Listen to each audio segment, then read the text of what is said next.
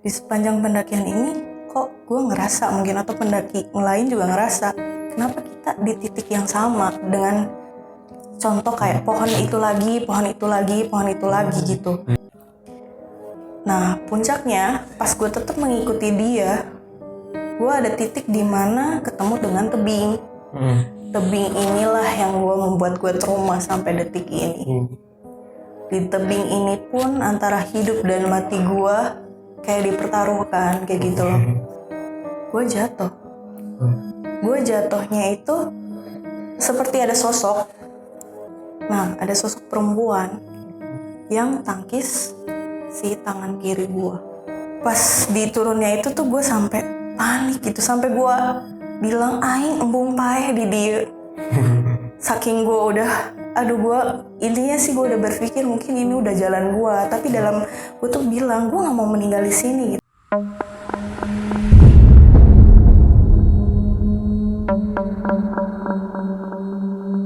Oke, assalamualaikum warahmatullahi wabarakatuh, dulur dan kawan-kawan. Kembali lagi bersama gue Rama Komarjaman di channel HM16. Oke, jadi di sesi video misteri kali ini gue udah kedatangan tamu nih, seorang perempuan. Dia ini punya cerita yang menarik sekali saat mendaki Gunung Pangrango. Oke kak, gimana kabarnya kak? Baik, sehat. Lu gimana bang? Alhamdulillah sehat. Itu boleh perkenalan dulu gak? Boleh. Kamera. Nama gue Juliana Nia, bisa dipanggil juga Julia atau Nia, kayak gitu. Ada yang mau promosiin kak? Boleh, IG ada gitu? Instagram di Juliana Nia 6425 dan di Facebook Juliana Nia juga. Gitu. Jadi intinya lu punya cerita ya yang pas di Pangrango itu ya? Iya, gue. Boleh ceritain sedikit gak ya? Di Pangrango ini adalah cerita gue antara hidup dan mati. Singkatnya, gue ada pengalaman jatuh dari tebing. Kayak gitu. Ngeri banget ya. Banget. Oke, jadi dulu dan kawan, sebelum mulai ke ceritanya, buat kalian yang belum subscribe, boleh subscribe dulu, boleh like, comment, and share ya jika kalian suka. Dan kalau gak suka gak apa-apa lah ya. Oke, kita langsung lanjut ke ceritanya aja. Let's go!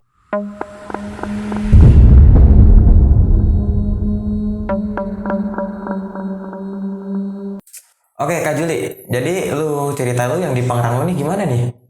Ya, gue bakalan cerita. Iya. Gini ya. Jadi di tahun 2019 itu, gue dan kawan-kawan gue ada niatan buat ke Pangrango.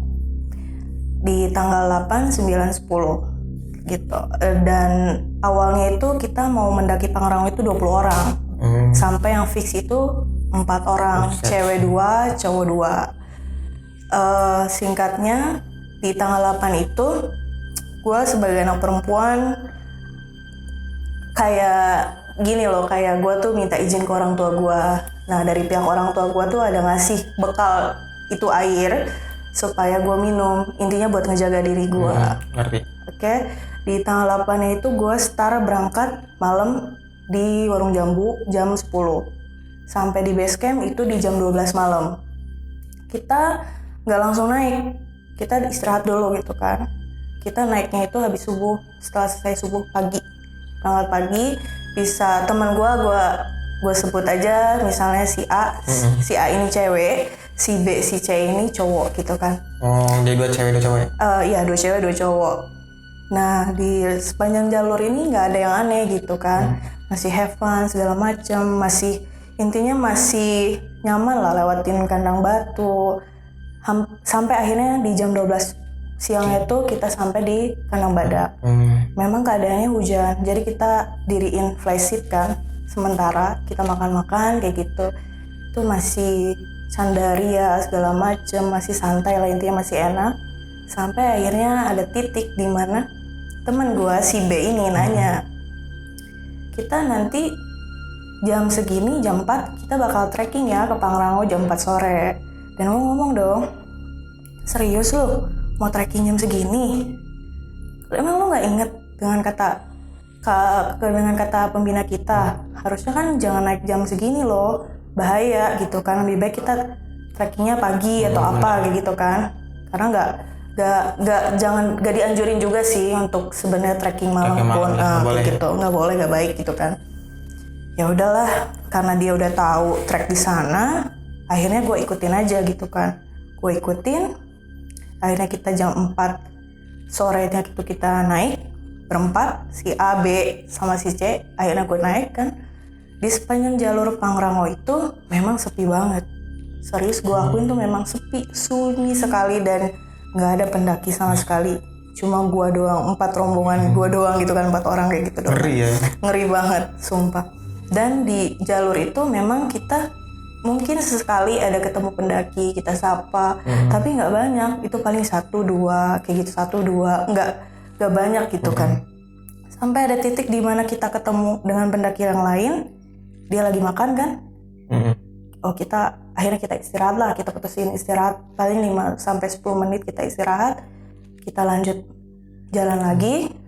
Akhirnya pas lanjut jalan kita ketemu nih yang namanya ranting yang besar, akhirnya kita harus naik rantingnya segala macamnya kayak gitu kan. Kayak apa, bekas jatuh-jatuh. Ya yang bekas jatuh-jatuh gitu, kita naik segala macam gitu kan.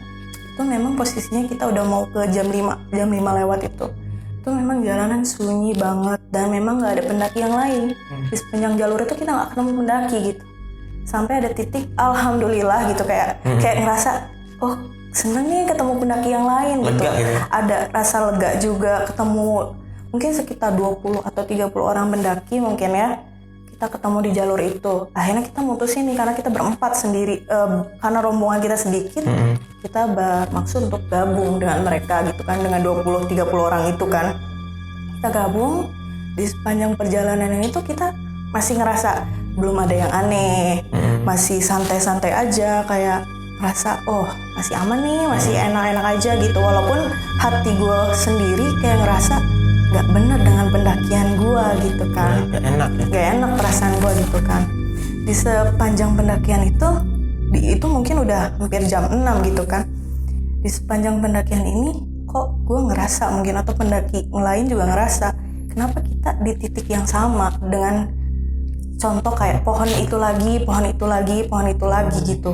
Sampai akhirnya tuh kayak gue mikir, wah udah gak bener. Sampai akhirnya gue bilang ke si B, udah deh kita stop aja di sini.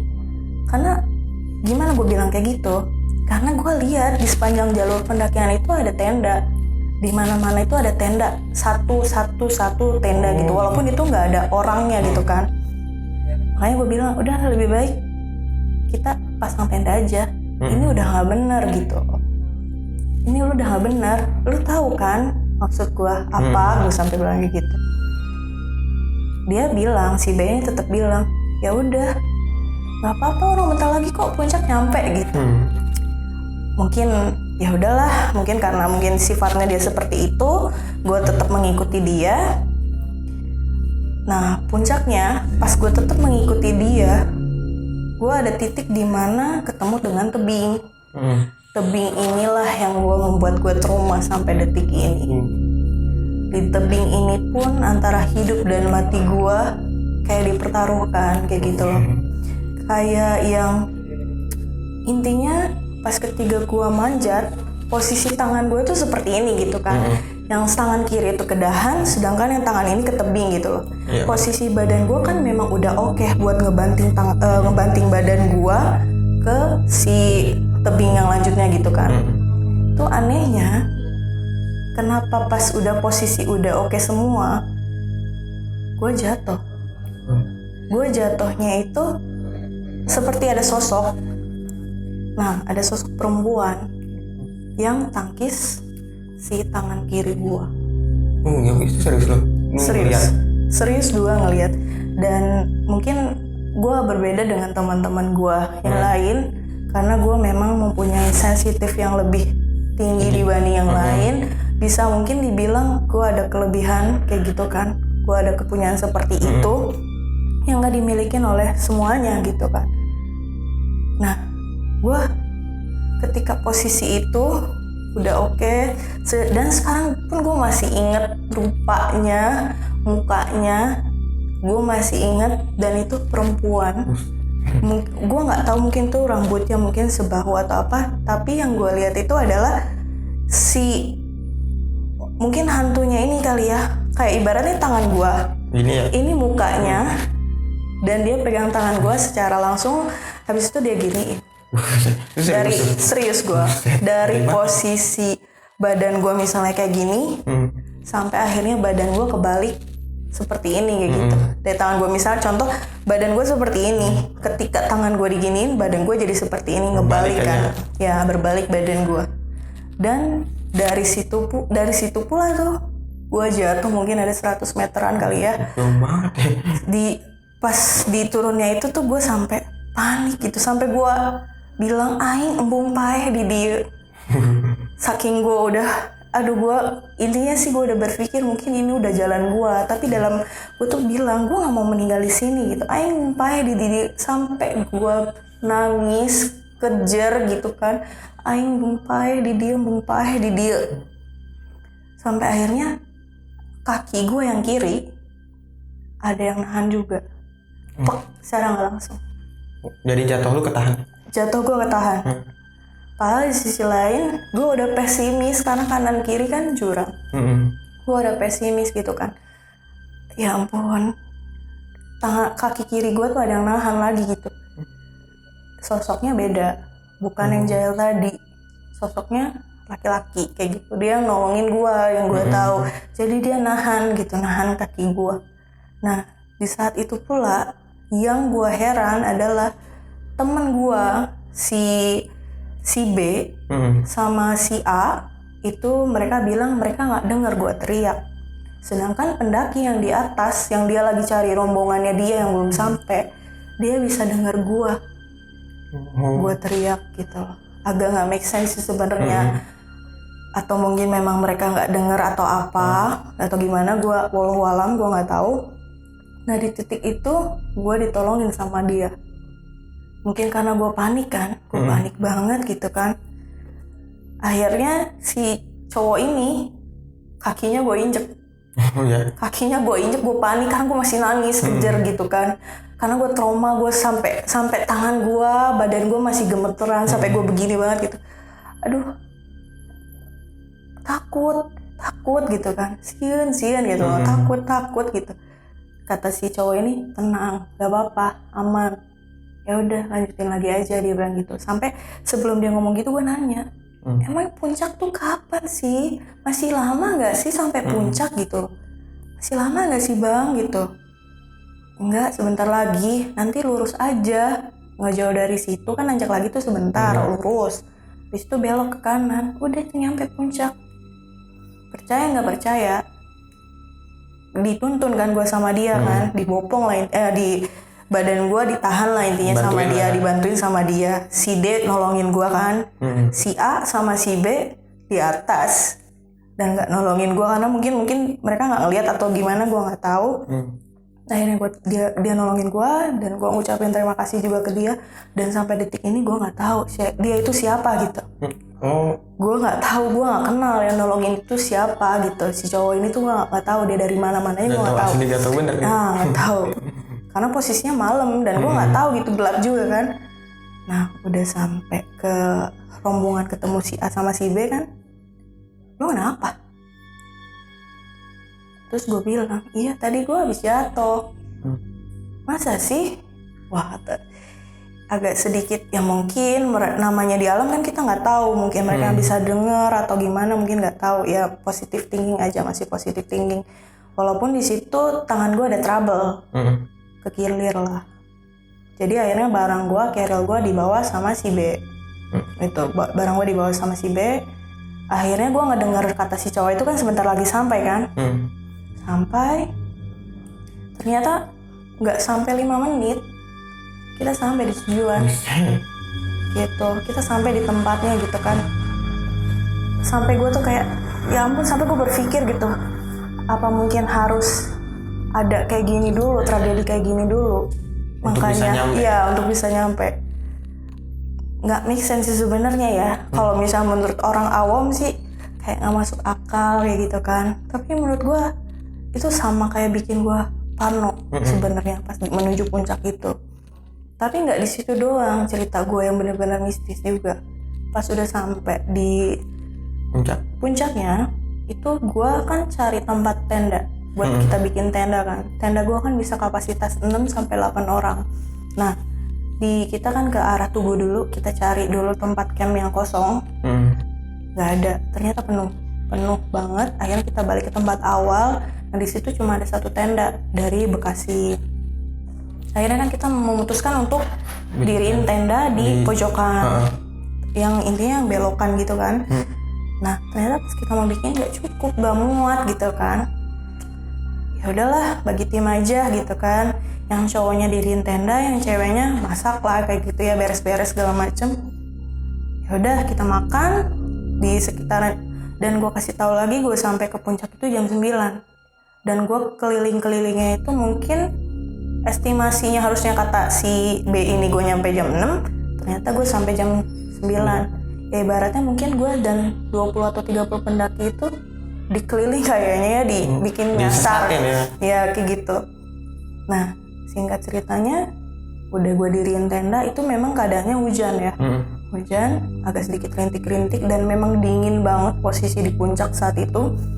Akhirnya kita makan-makan. Setelah makan, si A, si B tidur, gue sama si D nih masih bangun dong ya. Nah, titik gue pengen pipis nih.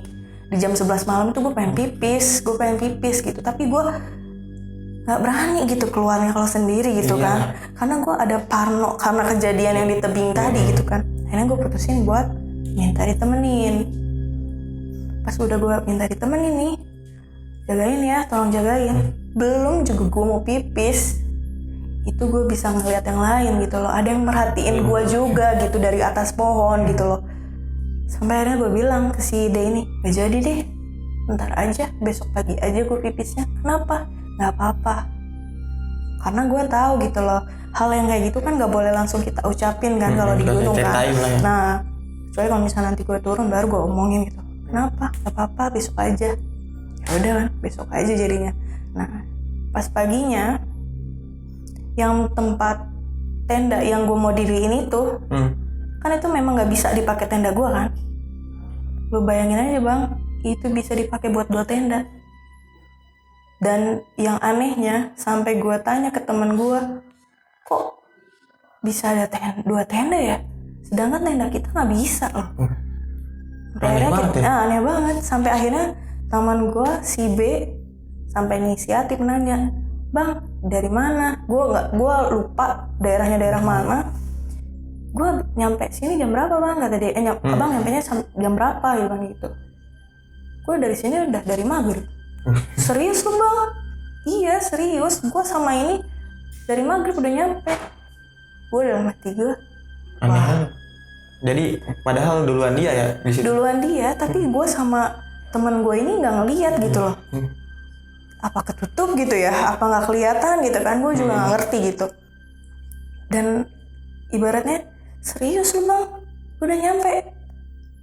Iya beneran, gue nyampe jam 6, jam maghrib gitu kan.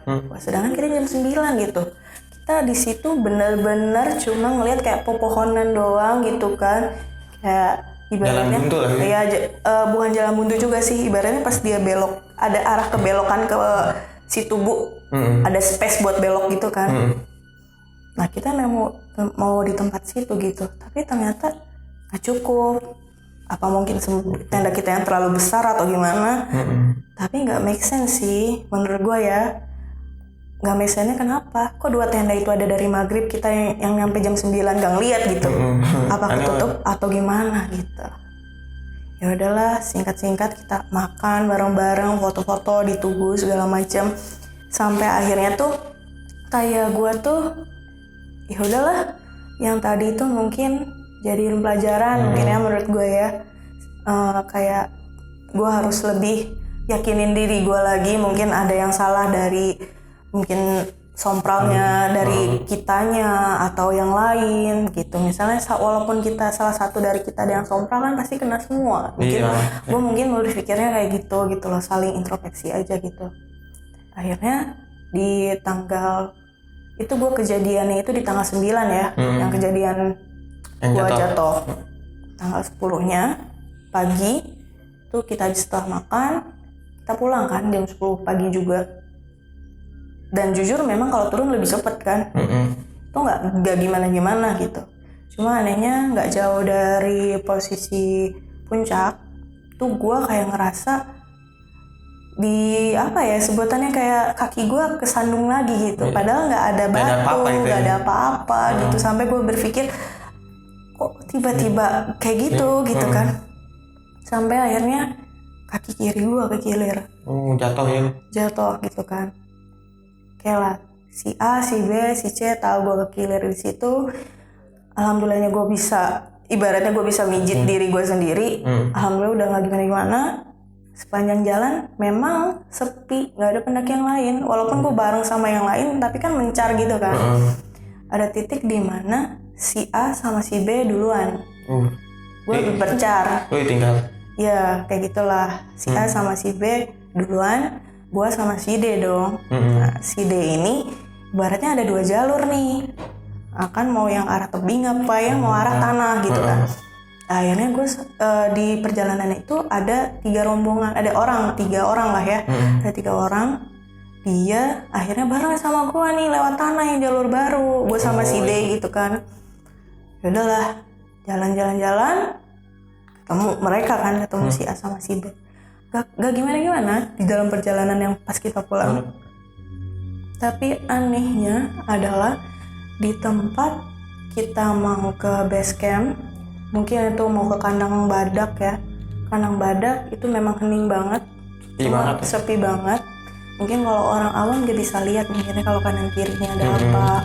Cuma kalau gue kan memang sensitif. Kadang gue ngeliat ada yang jalan, sekelebat hitam kayak gitu, gitu kan dari jauh. Ada yang merhatiin gue gitu. Ngeri banget. Ngeri, bener-bener. Gue kayak, gue masih terbayang-bayang dengan jatuhnya gue di tebing tadi gitu kan. Sampai gue berpikir siapa sih yang dorong gue itu. Ya udahlah, gue berjalan dengan yang waktu. Kita nyampe di kandang badak, kita makan juga di sana. Udah kita makan, hujan kan? Hujan.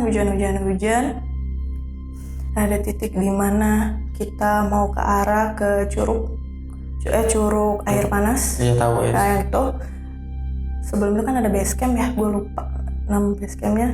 Pokoknya kita duduk di sana, minum dulu. Biasanya di shelter ya? Iya, shelter, iya. Kita minum dulu segala macam. Singkatnya kan memang ada beberapa tempat kalau di Pangrango nggak boleh ditempatin kalau maghrib. Iya tahu baca. Nah kayak gitu kan. Mungkin kita kan karena di sana hujan gitu ya. Ya udahlah kita di sana dulu sebentar gitu. Pas udah mau perjalanan ke air terjunnya, air panasnya kan kita sudah lewatin tuh. Memang kabut di mana-mana gitu kan. Ada titik di mana kayak lapangan yang ya pokoknya gue lupa gitu. Nah kita suka sebutnya apa kayak lapangan yang suka dipakai istirahat juga kan. Gitu. Nah kayak gitu. Kita diam di situ. Memang posisinya udah mau maghrib gitu kan. Dan ada beberapa pendaki bilang, jangan di sini.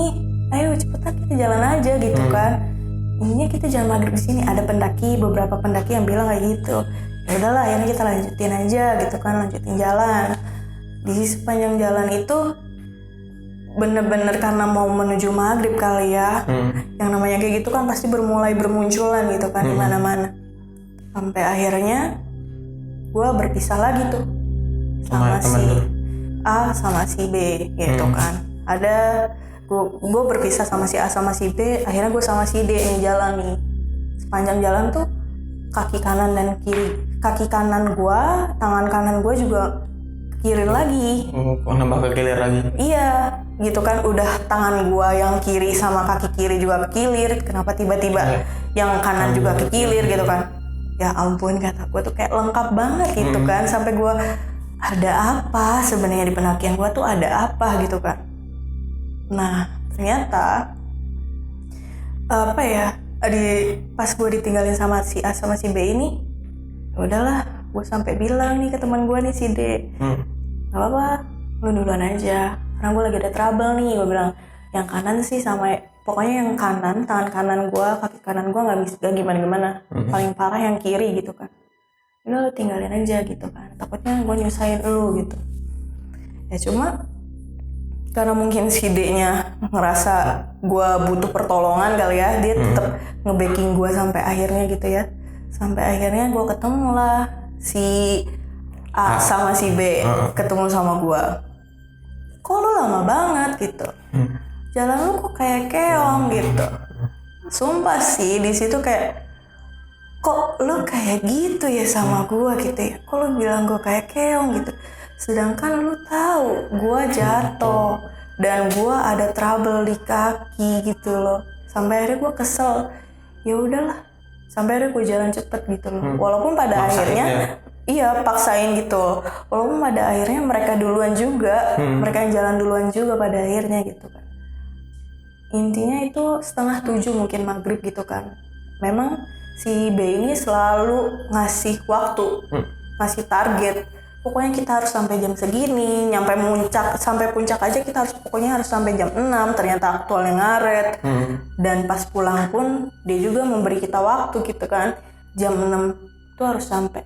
Jadi keburu-buru gitu ya. Iya, intinya kayak gitu. Tapi ternyata kan kita nggak tahu kan situasi di alam kayak gimana. Udah sampai sana, intinya dia ninggalin gue, si A sama si B ninggalin gue ditinggalin sama si D. Di sepanjang perjalanan itu sepi. Dia mau menuju ke telaga itu sepinya minta ampun, sepinya banget minta ampun. Paling gue ketemu pendaki 1-2 yang turun, terus itu gak ada lagi, baru ketemu gak ada lagi. Sampai akhirnya kayak, lu pernah gak sih ngerasain diketawain? Belum. Nah itu gue berdua sama dia sama si D, gue diketawain dong. Gitu. Ya ampun. Ngeri banget. Iya, mungkin kalau yang tahu sih si cantik kali ya. Iya, benar. Nah, si cantiknya itu ngetawain, kanan kiri rame banget gitu kan. Bukan satu yang ngetawain. Bukan satu. Rame banget kanan kiri. Yang mungkin ya, anggap aja mungkin itu maghrib gede gitu kan. Masih maghribnya gitu kan. Kalau kata kita dia mau keluar kali ya. Ya ampun. Sampai gue bilang nih si D, lu dengar gak? Iya. Udah jalan aja deh kita. Ya udah jalan sampai kayak gini ya, sampai semak-semak aja, sampai digini-giniin gitu loh. Aduh, gua aja nggak berani lihat ke atas karena gua udah ngedengar mereka tuh kayak seliweran, kayak terbang gitu kan. Aduh, kayak nggak benar gitu ya pendakian gua nih, kenapa gitu kan. Ya ampun, sampai akhirnya itu sampailah kita di telaga. Telaga Warna, ditegur lah sama si A sama si B. Lebih tepatnya negor gue tuh si B. Kok lu lama banget gitu kan. Gue bilang lagi. Parah banget sih. Iya benar, gue aduh parah banget sih. Ya gue ada trouble gitu loh. Tapi gue gak cerita tentang mistis gue itu kan. Iya lama memang ada gangguan atau apa gitu kan. Cuma gue bilang ada trouble aja gitu. Udah kayak gitu, jalan lagi, gue ditinggalin lagi gitu. Dan percaya nggak percaya, gue itu sebenarnya ada yang jagain gitu. Ada yang jagain lu? Ada yang jagain gue gitu. Dan gue juga ngerasa mereka itu masih ngikutin gue gitu. Gitu loh. Sampai akhirnya gue bilang lagi nih ke si D, gak apa-apa, lu duluan aja, gue biarin aja gue sendiri gitu. Mungkin kayaknya gue agak egois ya benernya sih kayak gitu. Cuma gue memposisikan takutnya gue tuh seperti beban gitu kan. Jadi beban ya? Ya akhirnya gue bilang, apa lu duluan aja, gue ada yang jagain kok. Gue bilang gitu. Gue ada yang jagain, gak apa-apa. Kenapa gue bilang ada yang jagain gue? Karena kan dari keluarga gue sudah menitipkan. Kayak gitu. Dari orang tua gue sudah ada yang menitipkan gue gitu loh. Nah, cuma karena kan memang gue semenjak gue minta izin itu gue bilang gue akan naik Gunung Gede dan Pangrango. Tapi memang Gede dan Pangrango ini kayak saudara, tapi sifatnya itu beda. Dan yang lebih jauh itu adalah Pangrango gitu. Sampai detik ini pun, ya ampun, ya udahlah, gue tahu gitu kan. Mungkin sampai si D tuh nanya, gimana maksudnya sendiri? Gimana kok lo mau sih sendiri gitu kan? Aneh gitu kan. Dia bilang, ya nggak apa-apa, lu duluan aja, kejar si A sama si B, nggak apa-apa, gue sendiri aja, tenang kok, gue ada yang jagain gitu kan, ada Allah juga, gue bilang gitu. Tapi dia kekeh kan si D, nggak apa-apa, gue jagain lu gitu. gue harus bareng-bareng sama lu karena lu lagi ada masalah di kaki gitu kan. Ya udah, jalan-jalan, sumpah ya, harusnya kan sampai ke base camp tuh kan bentar kan, nggak nyampe setengah jam tuh pasti udah nyampe lah ya. Udah dekat lah ya. Udah deket. Itu kayak kebayang tuh, aduh jauh banget gitu, jauh bener-bener jauh, nggak nyampe gitu kan. Kayak gue tuh sampai di hati gue tuh sampai kok nggak nyampe ya, kok nggak nyampe gitu. Karena kan jalan gue kan agak sedikit gini ya, kayak tertatih gitu kan kaki gue. Aduh, tertatih ya? Ya tertatih kan gitu. Karena gue ngerasain sakit di kaki kan. Ya ampun, kok nggak nyampe gitu kan.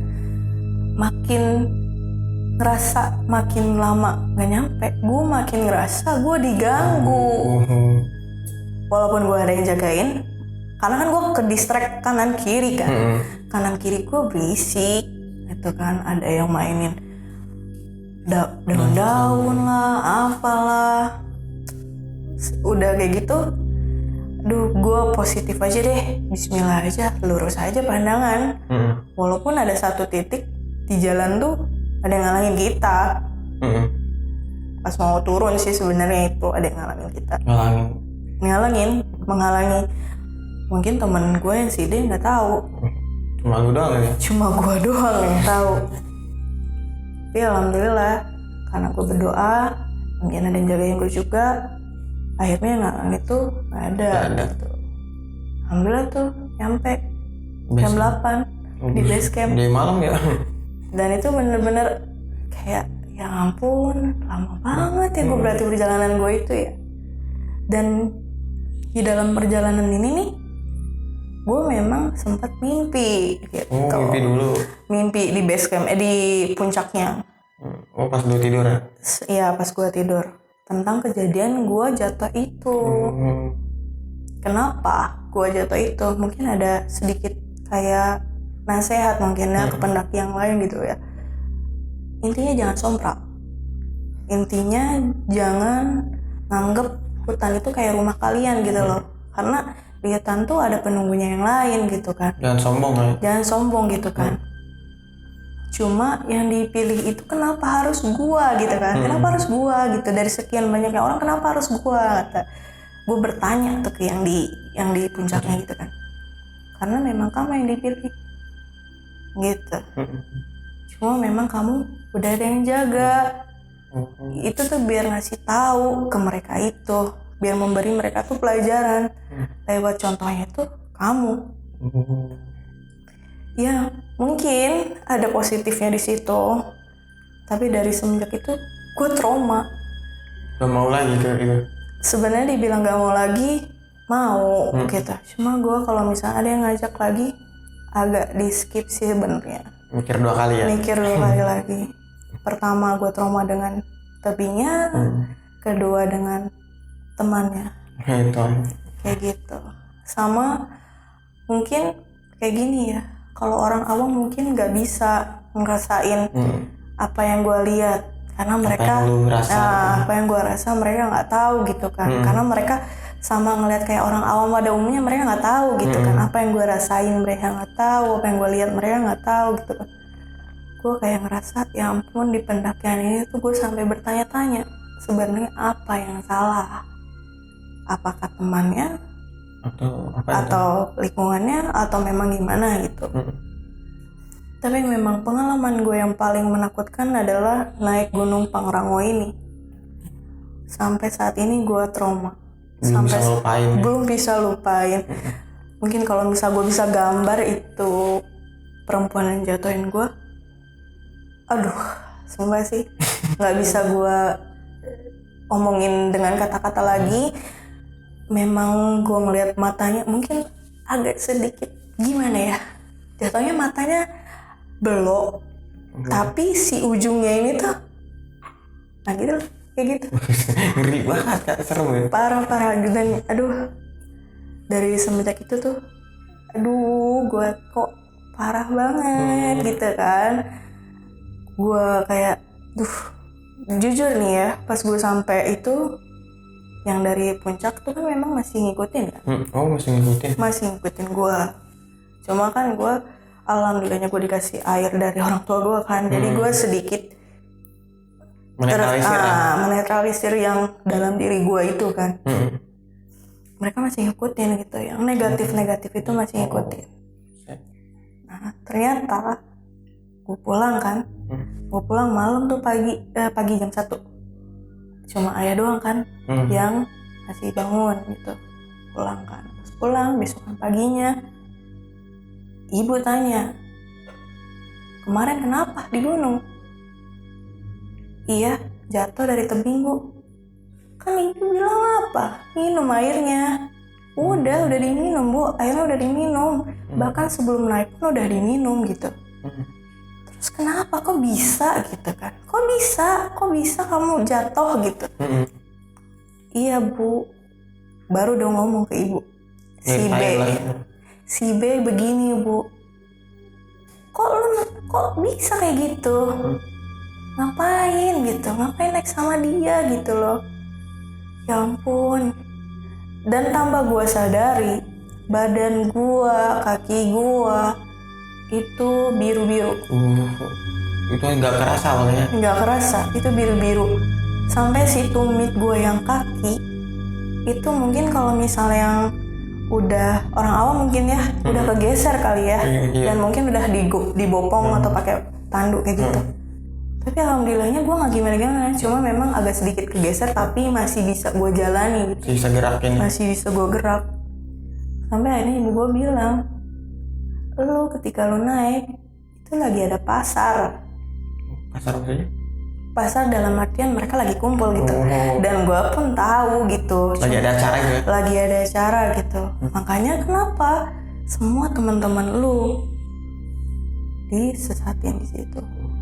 Keliling terus dan kayak nggak nyampe gitu.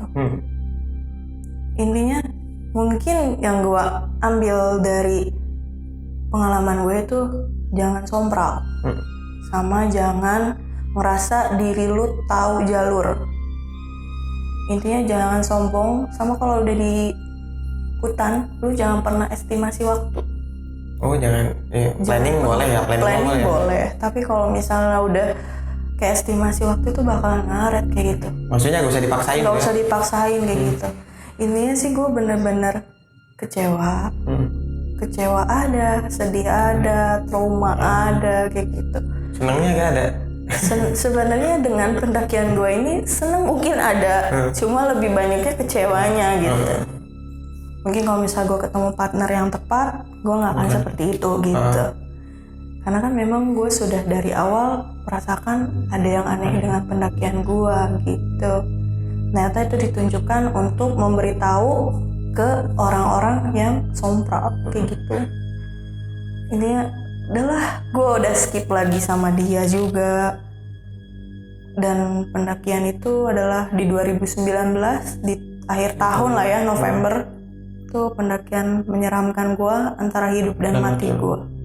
Paling berkesan ya? Paling berkesan dan paling gue takutin. Kalau misalnya ada yang nanya dan nawarin gue mau ikut atau enggak, gue lebih baik memilih enggak. Lebih milih enggak. Lebih baik gue milih ke Gede dibanding Pangrango. Karena Gede lebih aman menurut gue ya. Karena gue tahu gitu. Tapi kalau Pangrango mungkin lebih jahil penunggunya. Kenapa mungkin lebih jahil? Karena mungkin lebih banyak pengunjung ke Gede kali ya. Iya benar, mungkin itu agak sepi. Itu mungkin ya lebih sepi, jarang ada yang lewat juga mungkin kayak gitu kan. Karena trek emang lebih nyaman curam, Gede. Lebih nyaman Gede, tapi lebih ekstrimnya di Pangrango. Lebih panjang loh ya. Lebih panjang juga. Intinya gue udah takut banget dan trauma banget. Sampai detik ini gue belum naik ke gunung itu lagi. Gak mau ya? Mungkin bisa dibilang gue gak mau naik lagi. Gue takut banget sama pendakian itu. Gak bisa gue lupain di tanggal 9 itu hidup mati gue dipertaruhkan di situ. Di gunung. Di gunung. Gue udah gak bisa berkata-kata lagi di saat itu. Jadi cerita lu seperti ini? Kenapa? Cerita lu cukup sekian? Cukup segini aja kali ya. Ngeri banget ya, gile. Apa ada teman kayak gitu? Ada teman kayak gitu, ada ya. Ngeri banget ya. Ya mungkin gue ketemu partnernya kurang tepat kali benar, ya. kurang tepat lah. Kurang tepat mungkin. Dan intinya sih pilih-pilih temen lah kayak gitu. Kita langsung ke sesi pertanyaan aja kayak. Oke, boleh. Soalnya teman-teman ada yang mau bertanya nih ya. Boleh. Oke Kak, gue mau bertanya nih ya. Boleh. Ya yang tentang lu kan pas naik tebing tuh ya.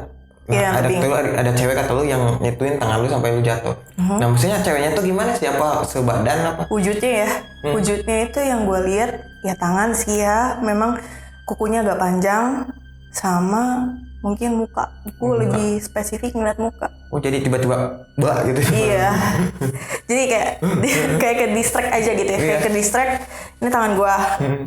Ini tangannya dia pegang kayak tangkis gitu, mukanya itu deket tangan gua dan gua bisa lihat dia. Paling semeter juga enggak berarti ya? Nggak nyampe semeter, mungkin hitungan berapa sih kayak gitu. Ngeri banget ya Set. Ngeri banget, dan itu sumpah tangkisannya itu loh sakit.